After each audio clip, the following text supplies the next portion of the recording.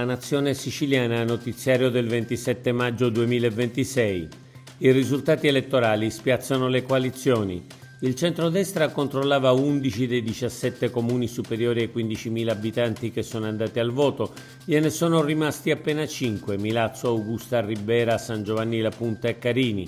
La sinistra ne aveva 3 e adesso ne ha 6: Marsala, Lentini, Enna, Floridia, Termini Imerese e Villabate. 2 li ha vinti Sud Chiama Nord di Cateno De Luca, Messina e Barcellona. 1 è andato a un candidato civico, Misilmeri, e 3 vanno in ballottaggio: Agrigento, Bronte e Ispica, con candidati di centrodestra contro candidati di controcorrente che sembrano favoriti dal populismo e dalla demagogia. Il centrodestra avvia l'autocritica. Il centrodestra è uscito masciullato da queste elezioni comunali. Ci sono volute 36 ore prima che qualcuno aprisse bocca per commentare gli orribili risultati. Serve cambiare passo, dice Nino Minardo, commissario di Forza Italia, che ha chiesto un incontro ai segretari della coalizione, ma prevalgono le polemiche. Arduo, dice l'MPA parlando della Lega, immaginare un sereno confronto con chi ha operato per frantumare la coalizione. Il centrodestra in Sicilia perde quando si divide, quando fa scelte dettate da personalismi e veti incrociati, dice invece con lucidità la deputata Carolina Varchi. La sinistra è egemonizzata dalla Vardera, ma anche a sinistra le cose non vanno certo bene. PD e 5 Stelle pensavano di utilizzare la Vardera e di controllarlo e invece sono finiti controllati.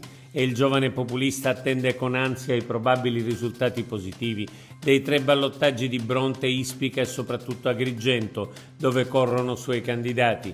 Basterà vincere ad Agrigento per diventare leader assoluto della coalizione di sinistra, che con lui diventerà sempre più populista ed estrema.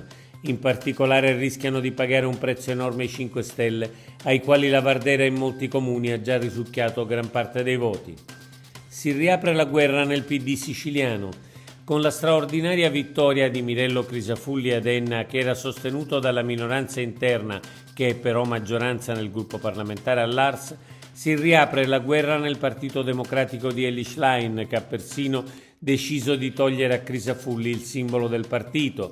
Hanno fatto bene, così abbiamo preso più voti, ha detto Mirello. L'attacco ad Anthony Barbagallo, segretario regionale, è partito da Fabio Venezia, deputato regionale e assessore designato di Crisafulli, che ha lacerato e diviso il partito nell'ultimo anno, ha detto Venezia, abbia il buon senso di fare finalmente un passo indietro. Il caso De Luca, ago della bilancia. Ma quello che resta il vero ago della bilancia è Cateno De Luca, che oltre a stravincere nella sua Messina con Federico Basile, riesce a conquistare anche Barcellona, grosso centro del messinese.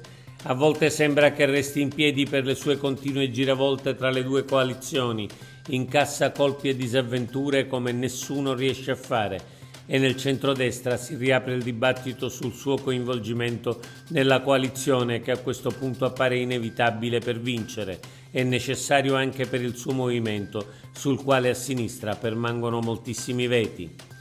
Violenza a Palermo, chiudere prima la movida? La situazione a Palermo si complica sempre più. Dopo un omicidio, numerose sparatorie con i Kalashnikov, uno spaccio che ha di nuovo assunto dimensioni enormi e il riavvio del racket delle estorsioni, ecco che riparte il rischio movida. Dopo la sparatoria notturna di 2 giorni fa tra i locali in pieno centro con il ferimento alla testa di una ragazza raggiunta da un proiettile, il Comitato per l'Ordine e la Sicurezza, guidato dal prefetto, si sta orientando per una chiusura anticipata dei locali a luna di notte. Protestano i gestori e hanno di certo buone ragioni. Sicurezza non può essere coprifuoco. Oggi è tutto per l'informazione del quotidiano La Nazione Siciliana.